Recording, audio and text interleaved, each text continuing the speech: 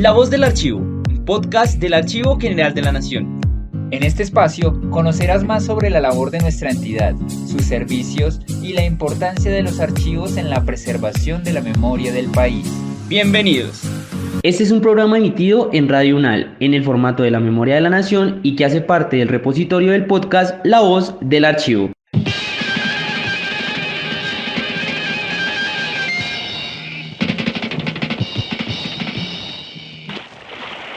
Colombia. La familia de Alfredo, María y sus 12 hijos viven esa realidad que se encubre, que se niega. Como ellos,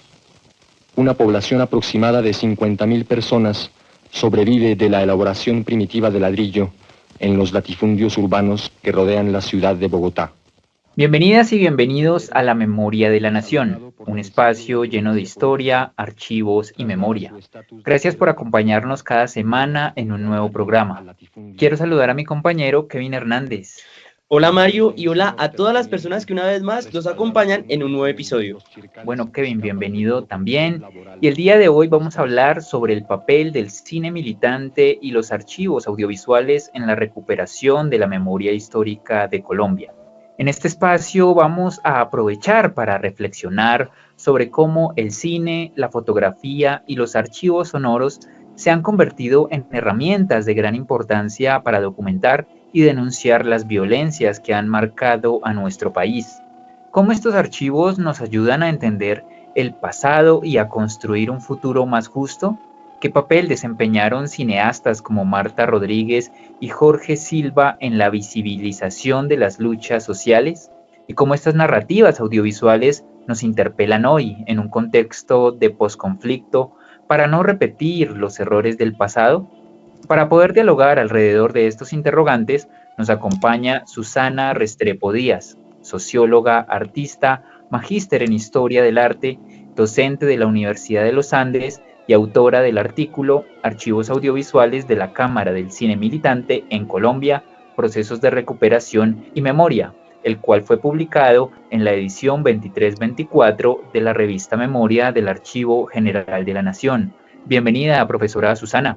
Muchas gracias por la invitación a Radio UNAL y a ustedes por este espacio breve donde podemos permitirnos una socialización. Susana, pues muchas gracias por aceptarnos esta invitación y para iniciar me gustaría que nos contaras cuáles son los dos proyectos de recuperación de archivos mencionados en tu artículo y también qué tipo de materiales se preservan en ellos. Este artículo tiene efectos gracias a una gestión de varios años, 3 años, entre el 2017 y el 2019. Trabajamos con el Archivo General de la Nación para crear un sistema de preservación que nos permitiera recuperar la memoria de 92 cintas magnéticas de 1/4 de pulgadas que corresponden a unos documentales clásicos de la obra de Marta Rodríguez y Jorge Silva por un lado, y por otra parte trabajamos un acervo un poco terrorífico de lo que fue la violencia bipartidista del 48, en el que se trabajaron 300 negativos en términos de catalogación, digitalización y entrega al Archivo General de la Nación para sus múltiples posibilidades en la investigación y la creación. ¿Y cómo se relaciona el cine militante con la transformación social? Pues estos dos proyectos son muy amplios, apenas estas cantidades son muy representativas de un archivo mucho más amplio. Son 92 cintas magnéticas, hacen parte de un acervo que contempla más de 200 cintas magnéticas de testimonios de todo tipo de comunidades afros, indígenas, campesinas, víctimas del desplazamiento, partidos obreros, partidos de estudiantes, que marcan y definen la trayectoria de la Fundación Cine Documental Investigación Social, fundada por Marta Rodríguez y Jorge Silva, en el que trabajan tanto el sonido magnético como la fotografía análoga, como el filme, y otro tipo de soportes hemerográficos muy diversos entre ellos, que tienen una vida muy particular porque hacen parte de ese cuerpo orgánico dentro de la fundación y están vivos gracias al, digamos, detrás de cámara que Marta Rodríguez hoy todavía nos puede ofrecer. Ellos, pues sabemos, son representantes de este nuevo cine político latinoamericano de los años 60 y 70. Es un movimiento pues a nivel global donde ellos encarnan en su máxima expresión ese lenguaje audiovisual para atender a las problemáticas de su contexto. Entonces, cuando hablamos de cine militante, hablamos de un cine que interpela su propio contexto y busca una posición política clara para poder transformarlo a favor de un marco más amplio, de un marco internacional de derechos humanos, de reconocimiento de esos procesos organizativos, de nuevas identidades que surgen con las representaciones en las que ellos están trabajando. Es militante en la medida en que reviven ciertas causas avasalladas por su propia historia de represión, de silenciamiento, de un país atravesado por el conflicto, por las armas, por el bipartidismo, por la polarización y por todos otros muchos factores que hoy todavía nos agobian y están vivos a través de este archivo, un archivo que es militante en ese sentido porque reivindica estas identidades no reconocidas y se les hace partícipes de su propia representación. Marta llega a Chircales gracias al proyecto de Muniproc, que encabezó Camilo Torres para alfabetizar niños y niñas y termina por entablar un vínculo afectivo con una de las familias chircaleñas a la que transformó, pero que también la transformaron a ella, transformaron a su familia. Fue un vínculo afectivo mutuo, vivo y constante. Ahí hubo una clara transformación social en el momento pues, de hacer un llamado sobre el trato de esta infancia en estos territorios que explican la expansión de Bogotá. En Nuestra Voz de Tierra, Memoria y Futuro es otro proyecto que se aborda en estas cintas magnéticas, este sonido que guarda los testimonios de líderes indígenas y vive ahí una memoria del despertar del CRIC, cuyas imágenes pues legitiman todavía hoy sus propios procesos organizativos, sus causas. Esta película se volvió un símbolo muy importante para las causas que hoy todavía congregan estos movimientos en el Cauca. En Campesinos, que si bien pues ofrece una mirada muy dramática en su momento de los años 70 de esos mundos rurales en Colombia, Jorge y Marta permiten recrear una estética muy propia de ese dramatismo, crean un lenguaje lo más cercano posible a las comunidades víctimas de estas violencias por la tierra o alrededor de la tierra. Y esta relación entre cine y transformación social permanece más allá de los tiempos mismos de realización. Se prometen como una investigación abierta en cada película, son una denuncia que toca distintos niveles de conciencia, tanto colectiva como individual, como multitemporales, en cuanto no solo ocurre en un pasado remoto o un pasado histórico que podemos referenciar a través del archivo, sino que sus efectos terminan incesantes a través del tiempo. Cada película vuelve a traernos un poco ese llamado, esa denuncia, esa importancia de revivir estos acontecimientos que permanecen de tantas formas. También un nivel de conciencia internacional en la medida en que cada película también aboga por un marco más amplio en defensa de los derechos humanos. Marta está en constante diálogo y es constantemente informada pues, de políticas públicas a nivel global que cobijan los derechos por los que ella aboga a través de las imágenes. Diría que esas son como a grandes rasgos las maneras en que el cine militante tiene que ver con la transformación social, por mencionar algunos de los casos de su obra. Bueno, Susana, ¿cómo se relaciona este cine militante en la representación de comunidades marginadas de Colombia? Y no solo esto, sino que también cómo se relaciona con las resistencias políticas que han sucedido. En el artículo que escribimos para el archivo general, tratando de resignificar y explicar un poco ese proceso de catalogación y descripción de estos dos grandes proyectos, tanto de los documentales clásicos como de este registro de la violencia, hay propósitos muy distintos en cuanto atienden cada uno. Cada archivo atiende a un contexto problemático muy particular. En ese sentido, pues es un gran reto tratar de entender este acervo de gestión y de recuperación y de preservación dentro de un marco de significados que nos permitan seguir hablando de esa transformación social y un poco cuál viene a ser la representación de estas comunidades marginadas en Colombia dentro de ese acervo que hoy nos lega la Fundación Cine Documental Investigación Social. Pensaría que por un lado el acervo no solo es un proceso de memoria y de reparación histórica, sino que estos están al servicio de la legitimación de estos movimientos muy activos y muy basados en esos pilares simbólicos que Marta y Jorge pudieron cristalizar en su obra y consagrar en una obra íntegra que insiste constantemente en la humanidad de estas personas que pierden seres queridos, que se enfrentan con la muerte, que se enfrentan con la pérdida del territorio, repositorio, que tienen que contar testimonios desgarradores, pero que finalmente son un espejo de nosotros como país, de esa memoria colectiva a la que estos acervos busca contribuir. Por otro lado, diría que hay un proyecto transversal en la obra de Marta y de Jorge, que con Marta llamamos Nuevas Tecnologías, Nuevas Identidades. Es un proyecto de transmisión de medios audiovisuales a las comunidades en la medida en que la película no es un lente distante de estos procesos de memoria, sino que está en constante intimidad y se crea, insisto, un vínculo afectivo con las comunidades que se representan. Estas comunidades empapadas de esta posibilidad empiezan a multiplicar sus propios proyectos de vida. Alrededor de estas películas se van formando escuelas, gremios, campesinos, indígenas, comunidades afro que se apropian de la cámara, que se apropian de los procesos de creación y de representación y crean sus propias maneras de mostrar sus identidades y ponerlas al servicio de sus propias luchas desde su propia mirada. Entonces pensaría que particularmente el cine militante que propusieron Marta y Jorge en su momento es un cine que está totalmente en simbiosis, en interacción y que es participativo, ¿no? Que se interpela uno a otro desde el documentalista y las comunidades allí representadas.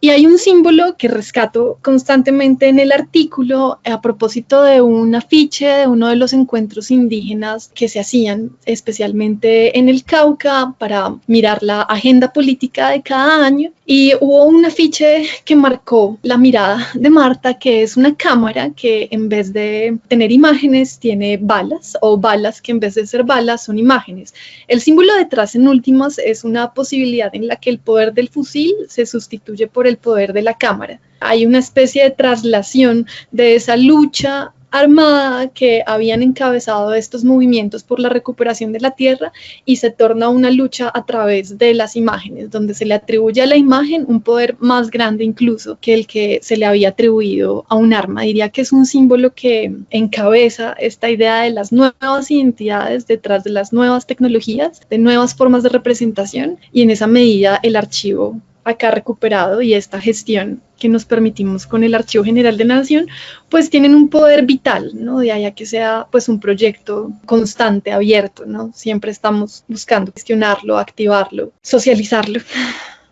Yo quería profundizar un poco más en cuanto a Marta Rodríguez y Jorge Silva, y es para preguntarte, pues, qué técnicas y qué metodologías ellos utilizaron en sus documentales y también, pues, cómo participaron las comunidades indígenas y campesinas en la creación de estos documentales. Bien, podemos hablar de nuevo de un lapso muy específico. Diría pues que estos proyectos dentro de los documentales clásicos y lo que va a ser esta memoria fotográfica del bipartidismo, estamos hablando, pues ellos inician su trabajo con Chircales en 1966, Jorge muere en 1987. En ese lapso de tiempo podemos hablar de una metodología de la que todavía hay mucho por aprender y tiene sus variables, sin embargo también tiene sus principios rectores. Hablaba de una especie de ética que ellos proponen para el país, para la industria del cine, para el lenguaje del nuevo cine político latinoamericano, y dentro de esos principios rectores diría que una máxima sin duda va a ser el cinema verité, del que Marta fue hija gracias a sus estudios con Jean Rouch en la París de los años 60, y esas crónicas de un verano que la inspiran a ella para llevar los problemas del cine al tiempo real, al tiempo cotidiano, a un tiempo en el que ya no hay unas jerarquías de la representación, sino se quiere ir a las voces menos representadas hasta ese momento e intentar dilucidar unas realidades avasalladas, ¿no? Por una serie de problemáticas a nivel macro que no dejan de tocar el corazón humano desde todas las instancias. Entonces, claro, es un cinema verité que va a ser rector porque propone una especie de etnografía como método vital, crucial para los procesos de realización de Marta y de Jorge, donde no es una etnografía de nuevo distante, sino una etnografía participante. Asimismo, Marta es hija del nacimiento de la Facultad de Sociología en el 59, cuando los padres de la sociología en Colombia, Camilo Torres y Fals Borda, estaban también reinventando las metodologías para hacer sociología, y aquí hay una especie de simbiosis metodológica muy interesante entre el cine documental y la sociología, años 60 en Colombia, donde una y otra intercambian métodos como la entrevista, como la conversación, donde ciertos espacios colectivos permiten que esa memoria y ese punto de vista de cada uno de los personajes, digamos, aflore desde otra sensibilidad. Hay un vínculo afectivo que también hace parte de esa metodología que se construye poco a poco. Nunca se llega con la cámara de forma súbita, siempre se llega desde la parte humana, siempre atendiendo pues a una sensibilidad que toca incluso el lugar de los sueños, el lugar de los sentimientos, el lugar de lugares que digamos son más invisibles a simple vista, y es un poco lo que los documentalistas están buscando para poder hacer su registro, para poder acercarse desde lo fotográfico, desde lo fílmico, desde la memoria ya más atada a esta idea del soporte. Esos diría que son como los principios rectores más amplios. En términos más específicos resaltaría el lugar de la investigación que tuvo en su momento, en este lapso de tiempo, para Marta y Jorge, el poderse acercar a un archivo, ¿no? Aquí el archivo no solamente es el resultado de las películas, sino que atraviesa todas las fases de realización cinematográfica. Está desde un antecedente, es muy importante, el archivo es protagónico sin duda, ellos están constantemente revisando no solo prensa, no solamente actualizaciones de revistas seriadas en cine, en el Cine Club como lugar también de encuentro, donde hay una búsqueda, una arqueología por otros medios, otras formas, un acercamiento desde lo poético, una perspectiva que están acá ellos inventando en su momento, va a ser parte de todas esas búsquedas metodológicas de ambos documentalistas. El lugar del guión, que en su momento fue importante también, y que de pronto cada vez se desdibuja más en una idea muy problemática de que hacer documental es improvisar, y justamente lo que Marta y Jorge nos enseñaron en su momento era lo contrario, ¿no? El guión era la brújula al que nos guiaba la investigación, siempre era el lugar al que había que volver para contrastar lo que nuestros ojos están viendo. Y bueno, me gustaría que nos explicara qué es el mal de archivo y cómo afecta la preservación y el alcance de los archivos. Sí, es un concepto que viene de Derrida en un libro maravilloso titulado El mal de archivo, donde el filósofo convierte este concepto en un concepto atravesado por problemáticas de todo orden, y básicamente nos permite replantear esa naturaleza del archivo como una entidad casi viva, que tiene su propia vida y que por eso mismo se ve tan frágil, no solo en términos materiales, sino también semánticos, porque el archivo no solamente es ese vestigio del pasado, es parcial en cuanto está sacado de su contexto para ponerlo, digamos, en nuevos dispositivos o espacios museográficos o procesos de catalogación. En todo caso, cada vez se alejan más de su contexto de producción. Es un archivo fragmentario porque en sí sus propias heridas físicas hacen que todos los signos allí no sean legibles, que sean soportes frágiles en términos materiales, en términos temporales, que nos convocan a una urgencia constante por salvar su soporte, por entrar en nuevos mecanismos de preservación y de gestión de la memoria que ellos guardan, y tienen al mismo tiempo, a pesar de todas estas frágiles condiciones, el poder de sobrevivir, ¿sí? Son imágenes que superviven, que se transmiten, y que en ese sentido, digamos, guardan una especie de neutralidad que queda a la disposición de que sean resignificados de maneras incluso opuestas, incluso contrarias. Es un caso que aquí sale a la luz de forma muy fehaciente, va a ser lo difícil que es el tratamiento de este acervo fotográfico alrededor de la violencia del 48, siempre que es un material escabroso en términos de la sensibilidad de pronto que hoy nos caracteriza como una sociedad más cercana, entre comillas, a la posguerra, o una sociedad que ha instalado dentro de su fuero interno de forma más clara este marco de los derechos humanos, y donde hoy pensar esa cultura de la muerte nos resulta tan difícil, ¿no? Hay una barrera, sin lugar a dudas, que marca ese archivo, ¿no? Además porque fue una política de Estado con el Frente Nacional invisibilizar durante casi una década lo que había ocurrido, los genocidios, las masacres y las formas de muerte de esa época.